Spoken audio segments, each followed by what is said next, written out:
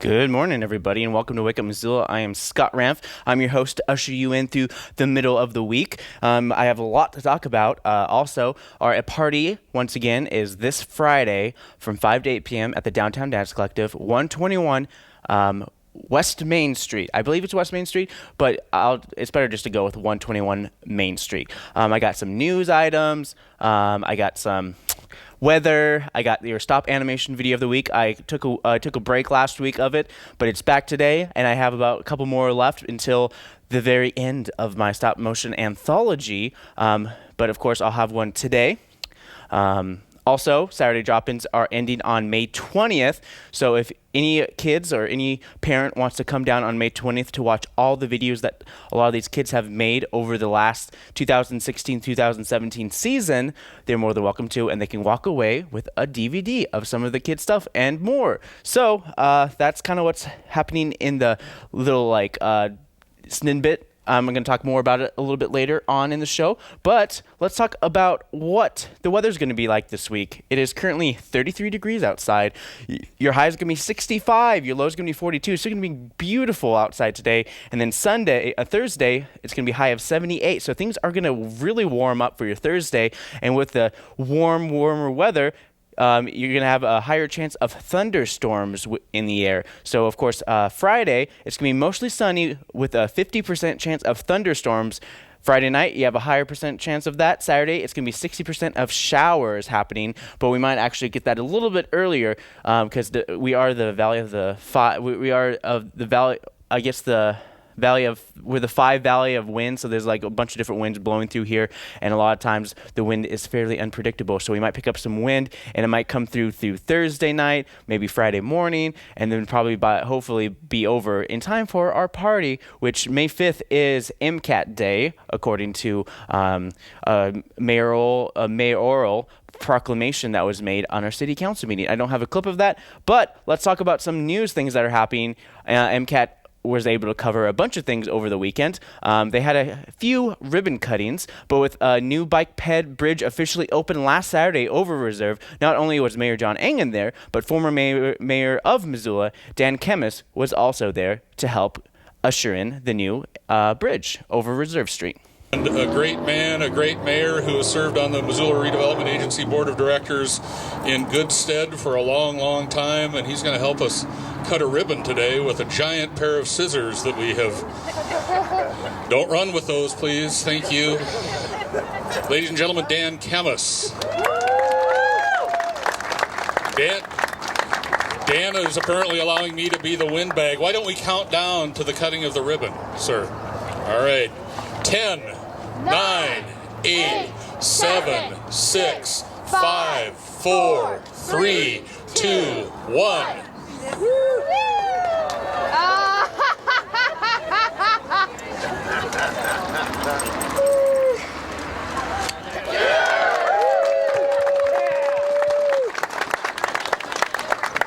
Ride like the wind. And what will connect the Lolo Trail with the association with the Tiger Grant, Hamilton, all the way to Missoula is going to be a long stretch of bike pedestrian pave way to goes through. And this pedestrian bridge is going to be a safe way of traveling for bikes and pedestrians alike to get across Reserve Street if they want to connect from the, the south side of Missoula. So there was also another ribbon cutting. Not only was the bridge over Reserve Street the big thing, but also $38 million are going into a new park, and they're already halfway done. And it's one of the biggest parks in the state of Montana, and it's only halfway done. So this is a ribbon cutting of the Fort Missoula Regional Park, and here is some clips from there. I'll give it some time. There's the Final Cut Pro thing. Oh, for some reason it will not click it open. So, maybe we'll... Oh, yeah. Okay, here it is. 10, 9, 8, 7, 6, 5, 4, 3, 2, 1. Thank you, everyone. Thank you for your hard work. Enjoy the generations that play here at Fort Missoula. All right, so that was a nice little another ribbon cutting of many things that were happening over the weekend. It was also Forestry Days at the Fort Missoula Regional Park area, on the fort part. The university has a little section over there at Fort Missoula where they do Forestry Days, where they do some log jamming and some timber cutting and all sorts of stuff like that. And I want to thank Johanna for providing some of those clips for MCAT. She shot all around Fort Missoula and the bridge over Reserve Street. So I want to say thanks once again. Now people can enjoy an overpass and a new park that is one of the largest recreational parks in Montana. And it's only done with phase 1. Phase 2 will be complete by the mid to end of summer of 2018, where they're going to be building a dog park with a pond. They'll be building 5 softball fields. But of course, the stuff that is already there is they have the rugby field. They have like 6 soccer fields. I'm lowballing it right now, and there's also a turf field which can be used pretty much year round depending upon weather conditions and how willing people are to go out and about those times.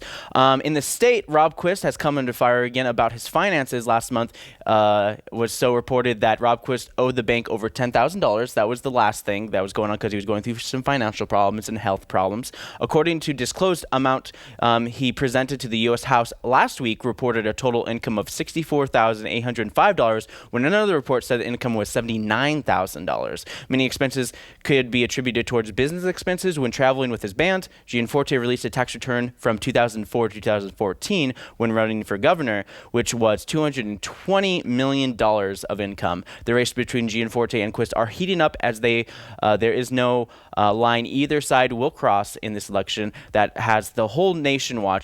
Elections are May 25th, and just a little trivia note, this is the 3rd special elections for the U.S. U.S. House seat, and ever since Montana was turned into a state. And Montana has a thing where usually sometimes when there's a special election that held to replace somebody who was in the House that left or resigned at some point, the governor usually appoints the person. But in Montana, the legislature stated that we must hold a special election for this. So there's a lot being put into this. There's a lot of effort going on both sides, and all I got to say is good luck. And just get out the vote. I think the only thing I can push is that it's important to vote and vote for your person. Okay, in the nation, one thing that I always find very interesting is that when the craziest things that Trump says tend to kind of mask other things that tend to be happening underneath of it. So, of course, besides Trump wondering why the Civil War had to happen and complaining about if the election was on October 27th, she should have won based on the whole Russian email thing. But regardless of that, President Donald Trump's latest attempt to repeal and replace Obamacare is hanging in the balance. Republican lawmakers are trying to rally votes to pass a new health care bill this week after their previous attempts 2 months ago collapsed. Trump insisted the new measure covers Americans with pre-existing conditions beautifully, but even many Republicans say that the bill undermines the popular element of President Barack Obama's signature law. After a failed first try at repealing Obamacare, majority GOP members are working hard to convince the more moderate Republicans to vote on repealing it. If you haven't noticed, the medical costs have gone up. Perhaps many organizations believe by raising the rates, they can sway public opinion. That's something people should be looking at, and not whether or not something works. I'm confused. Okay, so now I'm going to get into more of opinion stuff. So I'm pretty bad about that. I have to just say I should report what I know and just kind of shut up from there. But I thought that when Obama was president, the House majority was Republican, and they voted in favor of the Affordable Care Act, which is known as Obamacare. But now that he is gone, they cannot decide whether or not they can keep it. It seems pretty clear that this is one thing that should be on people's minds, and not whether or not that Trump believes the Civil War was necessary or not. And I got a lot of this bare fact information from the BBC News, Billings Gazette, and of course some footage provided by MCAT Johanna. Thank you, Johanna. And we got a bunch of new programs for you guys. I'll talk about that and more. About MCAT and what MCAT's going to be doing for the next couple weeks right after this. Is it running? I said, no, it's going for repair in Tahiti. He said, I could repair it here. And I said, this Father Michel was really nasty. He did, I'm going to do something. I said, you can have the generator. Then we sailed on to Tahiti, which is and we got there. I sold the ironwood log for a lot of money.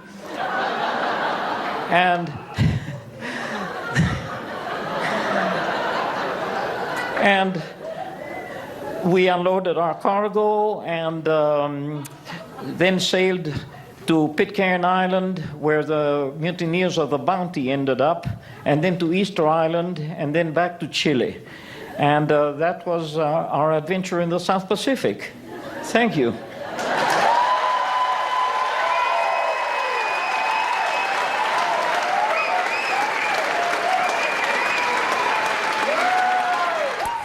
And then in 2003, oversight was again extended further to unaccompanied alien children. So unaccompanied alien children are minors who arrive in the United States without a guardian.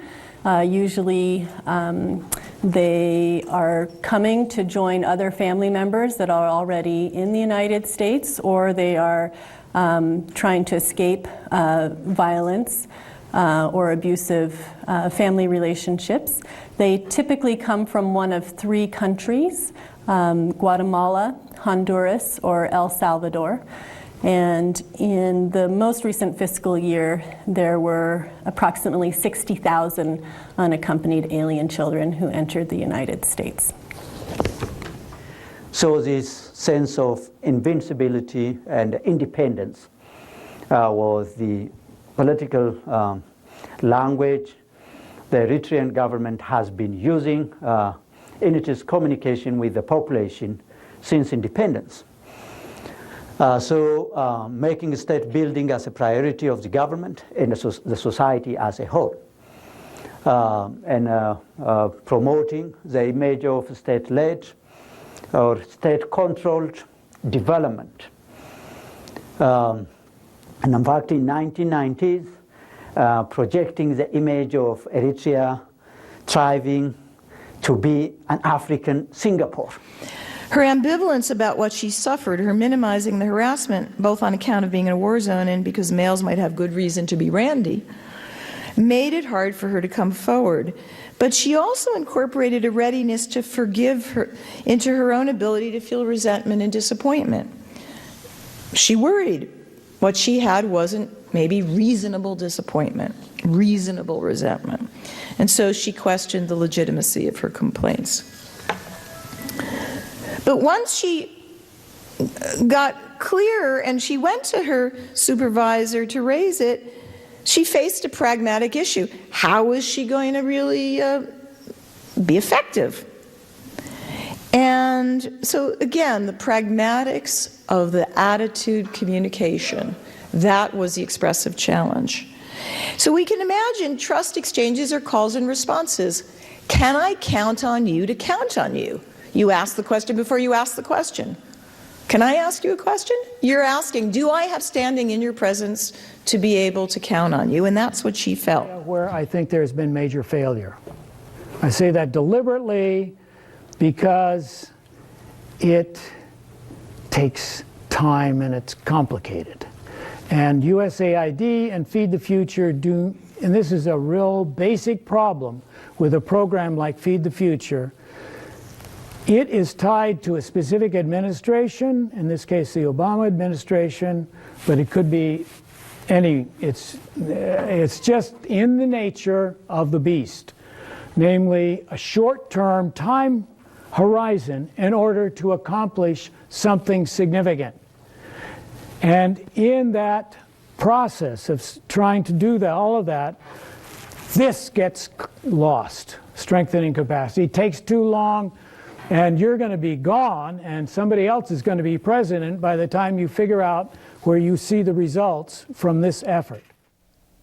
Hey guys, that was all the MEGs, as we call them, or otherwise known as Media Assistant Grants, and you can find out more information about those programs and more by logging on to MCAT.org. MCAT.org is a great resource for anybody who is interested in finding about everything Missoula in terms of long format programming. If you go to our channel 189, it'll bring up this page, which is our video on demand page, and you can see the most recent video is posted from the very top left-hand corner, working its way to the right, and then onward and forward as well.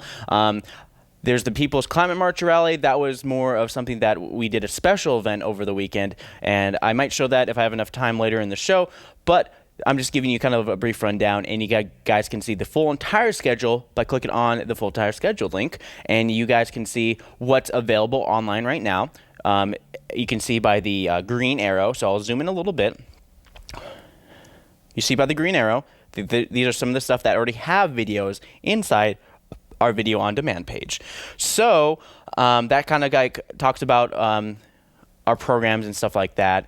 MCAT has our summer camps happening. We'll be continuing doing our Saturday drop-ins until May 20th, but then we'll have about a month of leeway before we start kicking in gear of our summer camps.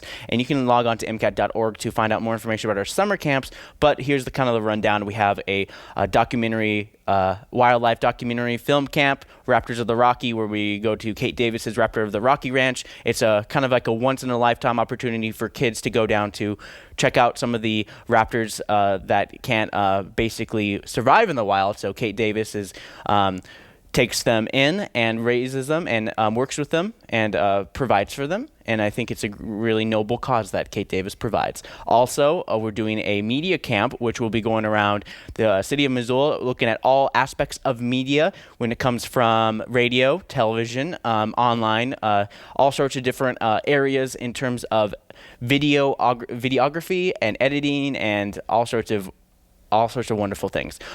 And also, we have our animation camp weeks, so we basically, whatever we have condensed in our Saturday drop-ins, we also expand on in terms of animation for 2 weeks. It's usually very popular, and seats are filling up, so any kids between the ages of 9 and 13 are more than welcome to be part of that. We have an older camp that's happening in the summer as well. It's our zombie movie making camp, and it is for teens or kids age 14 and up, 14 to 17, 18 roughly, and we make a zombie movie. It's pretty straightforward, and it's one of our longer day camps. It's from 9 to 5. All the other camps are from 1 to 5 p.m.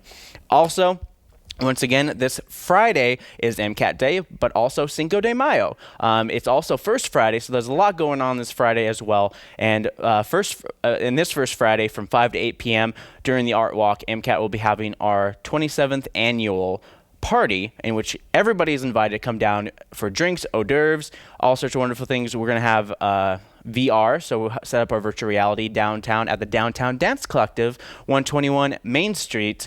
That pretty much wraps everything up.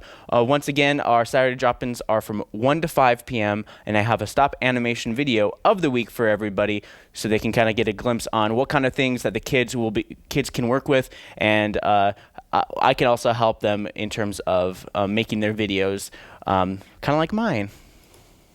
And it's with a heavy heart that I must. Is there such a thing called a heavy heart? Am I losing you guys? No losing me, sir. Okay. Don't worry. You can do this, Captain. I believe in you.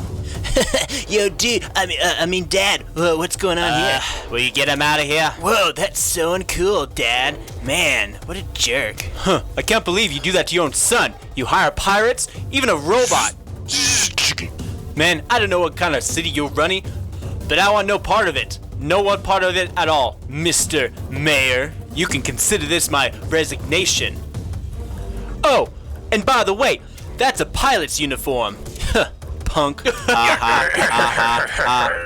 I think that's enough about that. 12 hours later, and have to deal with this? Look at those nerds. Did you hear what he just called us? Whatever. Well, at least he didn't say anything about our uniforms. I think he implied it with a nerd comment. Come on, let's go. Chuck, where are you? I don't think we're gonna find him anywhere. This is so disappointing. Maybe we'll try back again tomorrow. I did my hair and everything. You did? I didn't even notice. What? What's their deal? Don't even notice my hair. jerk! Get on with the show! All right. Calm down, everybody. Hey, there seems to be a pirate trend around this city. My friend got a peg leg, but unfortunately he got it on the wrong side. I didn't know there was a right way of doing it, but I guess you'll have to convince everyone that the left leg was the right one to Oh, what? Hey, how dare you? Get over here. You know what? I'm proud of you for coming back to the pirate gang. You belong here, son. Yeah, there's no place I'd rather be. Come on, boys! I want to try out my new power hand! You got it, boss. After all the trouble you've caused. Here's the weapon, sir, if you can call it that.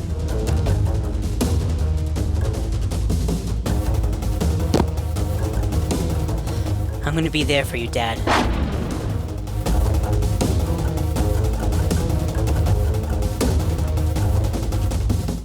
All right, only a couple more weeks left of that Stop Animation anthology. I think I'm just going to kind of wrap it up within the next 2 episodes or so.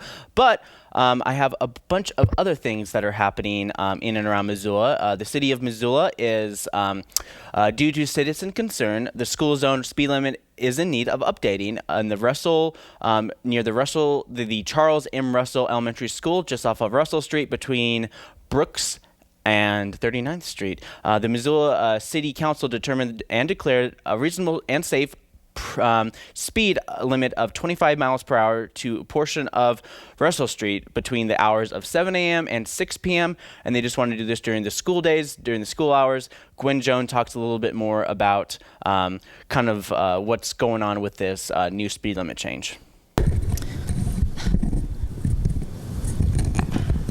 It's very awkward tonight. We have a bad mess of chords here.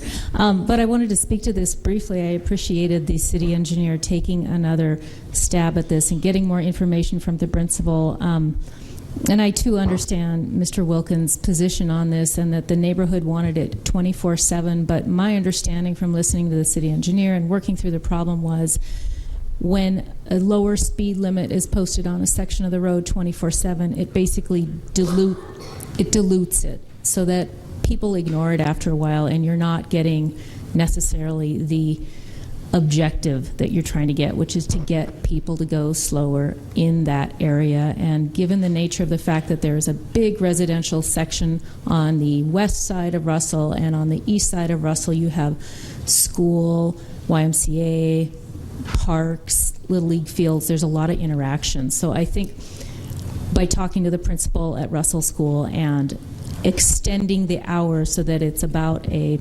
11-hour plus chunk of time, yet still targeted, there's going to be better compliance, which is going to equate to lower speed limits when the kids are crossing, and that's safer for those kids. So I think everyone was listening, and we're trying to get to that objective, and that's what the city engineer got to. So I appreciate that. Okay, so that was Gwen Jones talking about the speed limit change and how they want to do it for a certain section of the day of the school day during the 9 months that school's in session.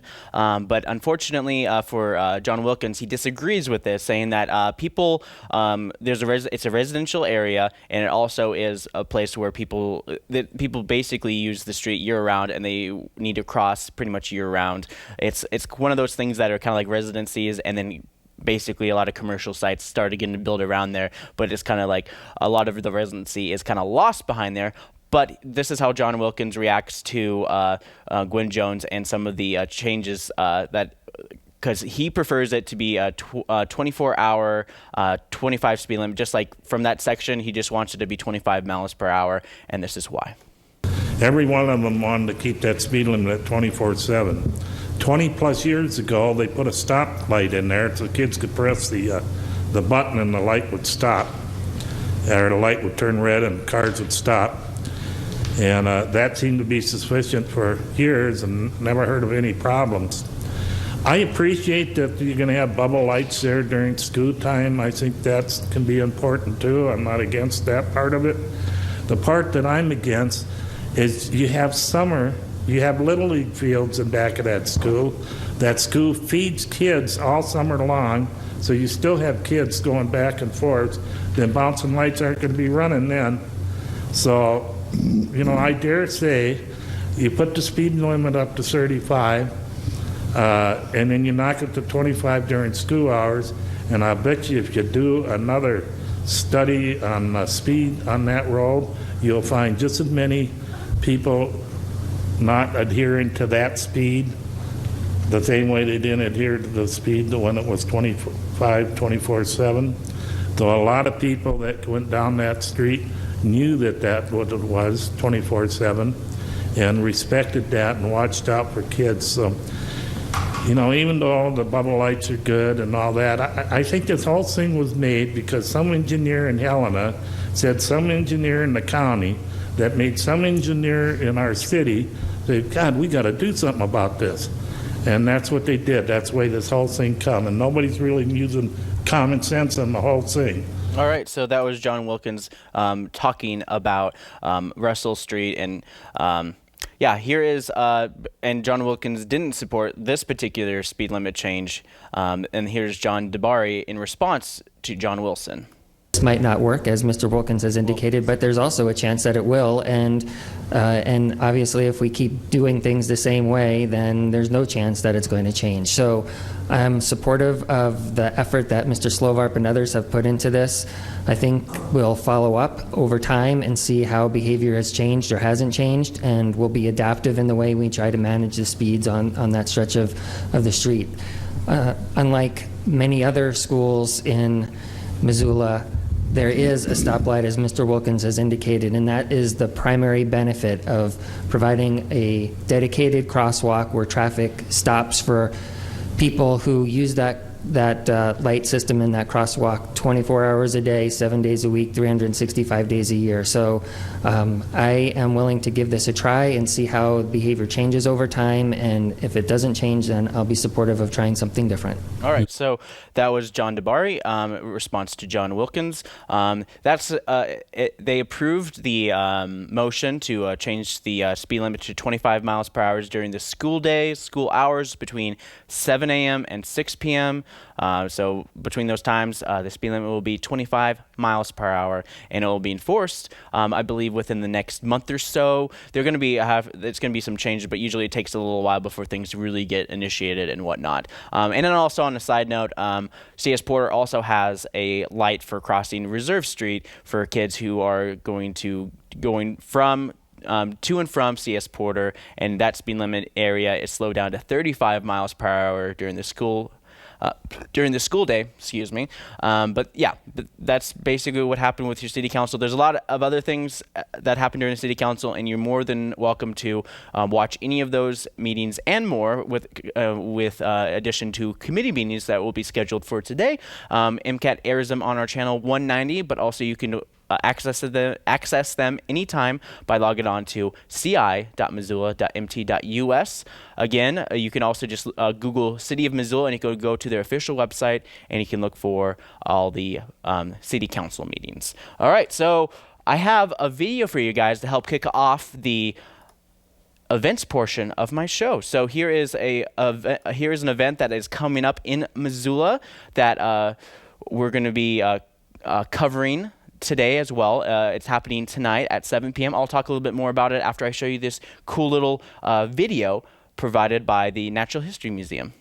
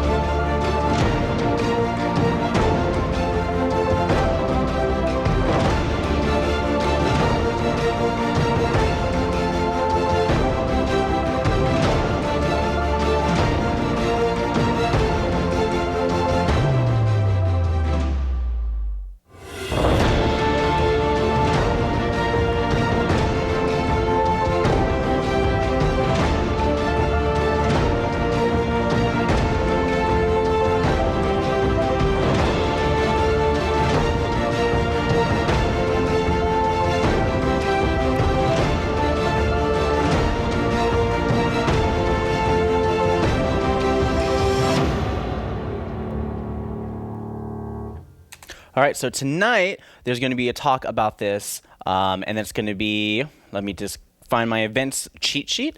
So tonight at 7 p.m. the Natural History Center, at the Natural History Center, Brett Kunderla will be presenting Ice Age, Floods, and the Channeled Scrablands. Yep, Scrablands. The Y will be talking about Missoula when it was underwater. The Glacier National Park used to expand all over the northern Rockies, Idaho, Montana border. And this is definitely something you don't want to miss, and it uses evidence and it talks about it. So if you take another look at the mountains that surround the Missoula area, you notice that there are lines there, which represents the sea level or the giant glacier lake Missoula level during our times of the Ice Age. So now we're going to go back to your regular scheduled events that are happening. Starting this morning at 10 a.m., the Dickinson Lifelong Learning Center is getting started with genealogy. Genealogy is described as Webster's Dictionary. Oh, God. Sorry. This is what they wrote. I don't want to say Webster's Dictionary. When everyone says Webster's Dictionary, I just all right, get the chloroform. All right, so basically genealogy is they're talking about where you come from and what you can use that to use your future. So this course will include both the just curious and enthusiastic beginner of a variety of methods conducting search and give the tools to get a good start on unveiling their own personal history. Learn organizational tools for collecting data such as forms, family tree, ancestor charts, family group sheets, and relationship charts. So this is at the Dickinson Lifelong Learning Center starting this morning at 10 a.m. And you can go to MissoulaClasses.com to sign up and find out more information about this and more at the Dickinson Lifelong Learning Center. Let's play Mother's Day art mugs. So Mother's Day is coming up, and if you guys want to create some of your own stuff, the Missoula Public Library is doing a makerspace for the fun and creative class. Learn how to make your mother, grandmother, or significant female an art mug for Mother's Day. Supplies and ideas are provided. Seating is limited to 8 people and registration is required. A child 7 to 12 years of age must be accompanied by a parent or guardian, and it counts as 2 registrations. Okay, so register online. You can also find a link at MissoulaPublicLibrary.org. And this is happening from 12 to 2. Socrates Cafe is also happening at the Missoula Public Library. I always like to talk about Socrates Cafe. So crates, they're going to do an informal yet intelligent and lively discussion about topics related to the core areas of philosophy. You get to meet in the boardroom every first Wednesday of the month at 6 p.m. And then, of course, you have a beginning cha-cha class at the Dickinson Lifelong Learning Center. If you can say 1, 2, cha-cha-cha, then you pretty much got it. But of course, this is a Latin-based couples dance. While dancing to a happy party-like music, you'll learn to basic step and as well as the trick to make in your hips move. This dance can also be provided to country, funk, and hip-hop music. Both partners do need to enroll in this class. And this is, again, MissoulaClasses.com. Mark Gibbons is The Imitation Blues. Shakespeare & Company, starting tonight at 7 p.m. At times weary, at times sparkling with wonder, The Imitation Blues is a fierce meditation on what is lost, what is found. The poems are burly, flexing, and there is grace in all the musculature. Ugh. Sorry about that. I'm just ugh. Probably shouldn't say words I don't know. Political, but never indulgent. Profound, never... though these poems are deeply rooted, a tough guy eye on mortality, but a tender heart revealed in his squints. This losing is what we do, Gibbons professes. But this collection is a gift to you. We will find in meaning in, again and again, Richard Fifield, author of The Flood Girls. And once again, Wizard of Oz is going to be playing at the MCT for Performing Arts. Missoula Community Theater hosts the Wizard of Oz for their very last show of the season. The new season is already online, so you guys can check it out at MissoulaInc.org. But you can find out more information about The Wizard of Oz by going to the play. The box office is usually open between business hours, between 9 and 5. You can also show up half an hour before doors open, which is around 6:30. And you can get your tickets. It's happening Wednesday through Sunday for the next 2 weeks, and then it's done. Wizard of Oz will stop playing. It's a play If you don't know what the Wizard of Oz is, you're crazy. You're crazy. You're crazy.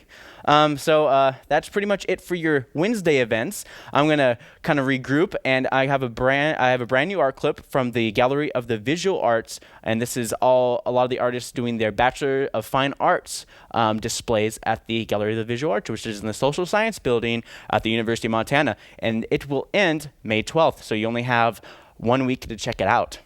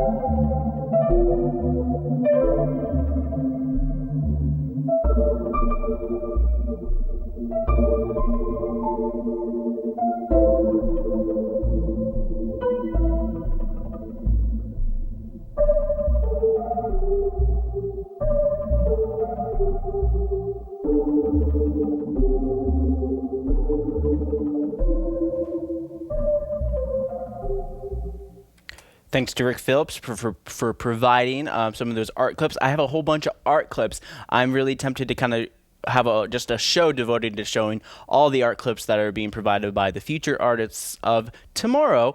But also that's happening tomorrow is a bunch of events. So let's start off with your Thursday event with Missoula Gives at the Oval. And the Oval is in basically the center of the University of Montana campus. It's the wide open space with the bear emblem in the middle of it. Starting at 10:45 a.m. at the Montana Oval, students can be philanthropists too by donating to the Grizz Gift Pool. Students can vote for their favorite nonprofit participating in Missoula Gives. The award money is pooled by the donation of the UM students, and the winner will be announced at the Missoula Gives finale party May 5th at Missoula's Federal Credit Union, which is 3600 Brooks. It's where the party is going to end. But we're talking about beginnings. So come talk to Polly, the Pollinator, and learn about what it means to give back to Missoula. So Polly the Pollinator is their mascot for the Missoula Gives that is happening basically starting tomorrow at 6 p.m. and ending Friday at 6 p.m.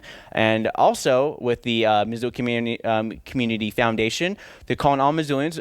They return for their 24-hour donation packed give-a-thon May 4th through May 5th, 6 p.m. to 6 p.m. Missoulaans will give both online and in person at the headquarters at the Florence Building lobby. Over the past 3 years, they have raised more than $640,000 for 135 local nonprofits. This year, their goal is $300,000 from 3,000 donors like you. Remember, you don't have to give a lot to make a big impact.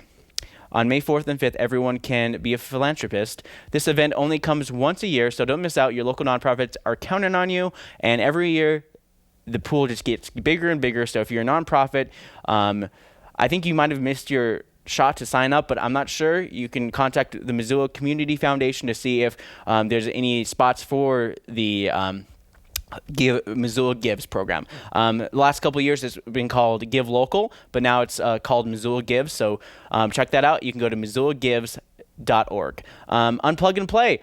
Treasure Hunt at Fort Missoula Unplug and Play Week. It's for kids to get out and active and stop playing video games and watching stupid internet videos about people playing video games.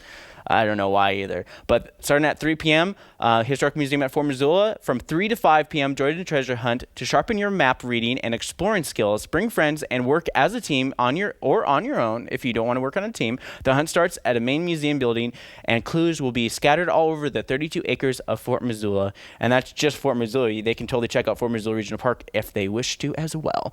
Last Best Speaker 2017 at the University of Montana, 7 p.m. The Department of Communication Studies will be holding a public speaking competition in honor of the best speeches performed at public speaking courses ComX 111 during the spring semester of 2017. I guess it's like a public speaking class. In this culmination of a semester worth of work of study where they present the top informative and persuasive public speakers of the semester, says Dr. Betsy Bach, Director of Public Speaking. She continues, most participants have been convinced to participate because they feel anxious about it, but in the end are glad to have joined the competition. Also, the ones that do not participate end up wishing they did. So you can check that out. It's happening at 7 p.m. at the University of Montana Department of Communication Studies.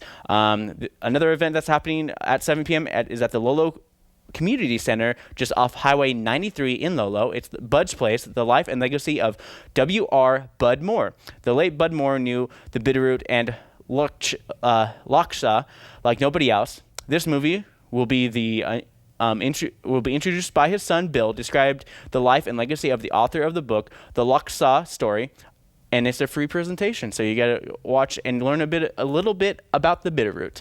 Open mic comedy is at the Union Club tomorrow night at 9:30 p.m. So if you want to enjoy laughing at people or laughing with people, you guys can go to the Union Club starting at 9:30 tomorrow night. But here are some of your music events that are happening.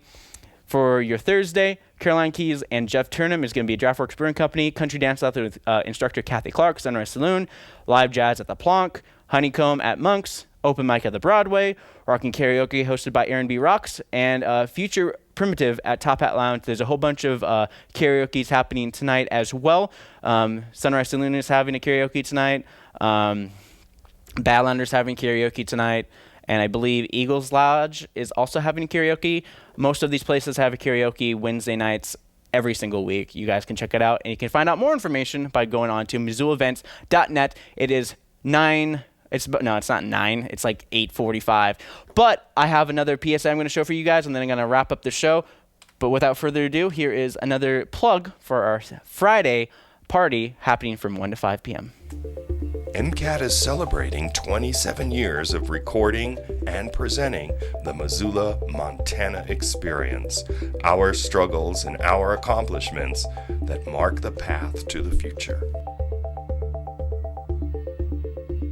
We'd like to invite you to celebrate that accomplishment with a party Friday, May the 5th at the Downtown Dance Collective, 121 West Main Street.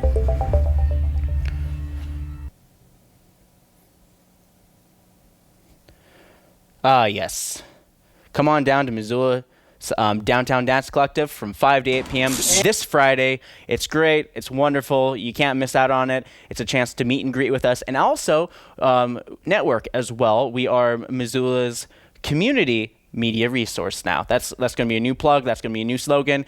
It's a picture of a cat jumping out of the M. So we're trying to think outside the box. We're going to be less of a television station and more of a media outlet for people to come down to learn about everything media related and ask some questions and have questions answered about media in terms of audio, visuals, and lighting as well. So you guys can come down anytime at MCAT. Our orientation to be a part of MCAT is happening next Wednesday, May 10th at 5:30 p.m. We'll hopefully be getting a whole bunch of new producers to come on down to learn about television, media, audio, all sorts of wonderful things as well. It's orientation. We require people to take orientation if they want to be part of MCAT. And by being part of MCAT, you provide it with all sorts of wonderful incentives, which include renting light kits, renting out audio equipment, and renting out cameras, which we could provide for the community that's given us a home for over 27 years. So that's happening every second Wednesday of the month. And this month, May 10th, 5:30 p.m. You can find out more information by going on to MCAT.org. Oh, not that one. You don't want to see me singing. Here is MCAT.org. Wonderful, just great.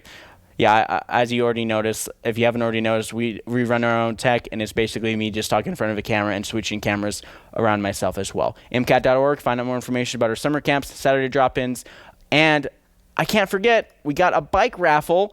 You guys can win this wonderful purple bike provided by Free Cycles, and we'll be raffling it off this Friday around 6, 7 o'clock, just roughly, and it'll be great. You guys can come on down. You can sign up for the raffle. You can also sign up on the raffle by subscribing to MCAT at MCAT.org and subscribe to our newsletter. You can also find out more information by going on to wakeupmissoula.wixsite.com/wakeupmissoula. So nice you made it write it out all twice, and the whole wixsite.com thing as well. I'm too cheap to buy the license for wakeupmissoula.com, so don't steal it from me. Not that I know that anyone would actually steal wakeupmissoula.com. Who knows? If you're watching this, you can probably just make wakeupmissoula.com and be basically just a horrible, terrible site. But I really doubt that'll happen. So be sure to subscribe to me on YouTube, like me on Facebook, and follow me on Twitter. I post every thing that I show on those feeds. I also will be posting my stop motion animation video of the week. Our Saturday drop-ins are running out, so you only have until May 10th for May 20th. Sorry about that. May 20th to come on down and be part of our Saturday drop-ins. Kids 9 to 13, and we're usually pretty loose about some ages. We've had kids as young as 6 and a half, and we've had some kids as old as 15 years old come on down to learn everything they need to know about stop animation and more. We have VR, we got a hoverboard, we got all sorts of toys here at MCAT, so kids can be entertained, and they get to work with moi, and they get to work with a bunch of other folks as well here at MCAT. So yeah, you come on down to MCAT anytime that you want. I think that's pretty much it. I'm just kind of picking at straws now, so I'm going to wrap things up. I want to thank you guys for joining me this morning on Wake Up Missoula this Friday. I hope to have a guest, Nick Roberts, who's going to be talking about Family's First Children's Museum. He's the former director of the flagship programs, and he's now with Family's First Children's Museum, and he's talking about an event this Friday. So stick with me. I'll be talking about that and more this Friday, including your art guide for your first Friday. So thanks for joining me, and for Wake Up Missoula, I'm Scott Ramph.